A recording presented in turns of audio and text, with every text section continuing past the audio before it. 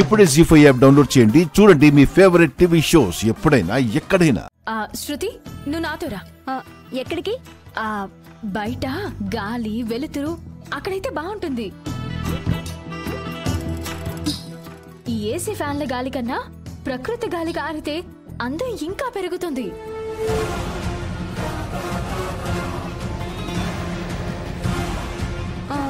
అవునా?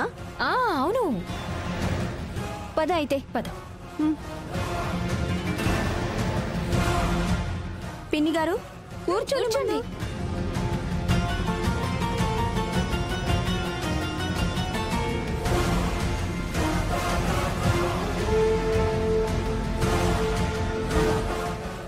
శృతి కూర్చో.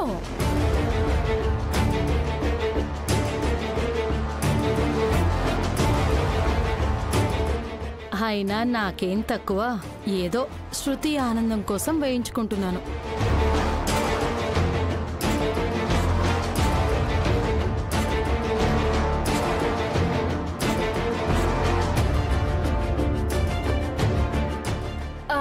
కళ్ళు మూసుకో.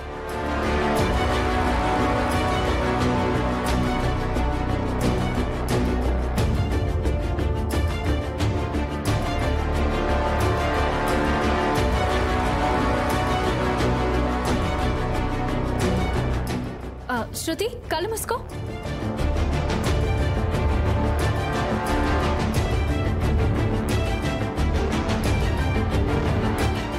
అప్పుడే అయిపోయిందా? అయ్యో అవ్వలేదు. అసలు కథ ఇప్పుడే మొదలైంది. కదేంటి? అయ్యో శృతి, కీరా తీయకూడదు శృతి. కంగారు పడకుండా నేను చెప్పేది విను. అడగ్గానే సేవలు చేయడానికి ఒప్పుకున్నది అభిమానంతో కాదు, నగలు బయటికి తీసుకురావాలన్న ఆలోచనతో. అది నగలేంటి? అసలు నువ్వు దేని గురించి మాట్లాడుతున్నావు? ఇంకా నటించకు శృతి. అమ్మమ్మ గారు ఇచ్చిన నగలు మీ దగ్గరే ఉన్నాయని నాకు తెలుసు. ఇప్పుడు నేను భాగ్యమక్క వాటిని తీసుకురావడానికి వెళ్తాం. హే పున్నమి, మీరు వెళ్తే నేను చూస్తూ ఊరుకుంటాను అనుకుంటున్నావా? ఊరుకోవాలి శృతి,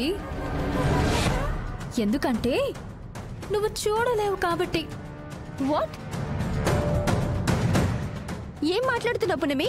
నీ కళ్ళ మీద పెట్టిన కీరాలో ఒక పసరు కలిపాను. ఏంటి పసరా? అవును.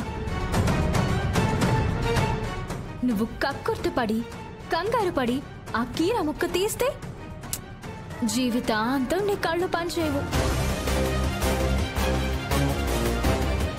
ఆ తర్వాత నీ ఇష్టం. నీ మీద నాకు అనుమానం ఉందే. మా అమ్మే గుడ్డిగా నమ్మి నన్ను గుడ్డిగానే చేస్తుంది. ఇది చాలా దారుణం పున్నమి, అన్యాయం, మోసం. ఏయ్ నోర్మోయ్, ఎక్కువ మాట్లాడితే మిగిలిన పసరు నీ నోట్లో పోస్తాను. అప్పుడు కంటితో పాటు నీ నోరు కూడా పోతుంది. వద్దొద్దు. మొహం మీద తడి ఆరకుండా పైకి లేచినా, కంటి మీద కీరా ముక్కలు తీసినా జీవితంలో వెలుగుని చూడలేవు. గుర్తుపెట్టుకో. నేను వెళ్ళి పని పూర్తి చేసుకుని వస్తా. జీ5 యాప్ డౌన్లోడ్ చేసి అన్ని ఎపిసోడ్స్ పూర్తి ఉచితంగా చూడండి.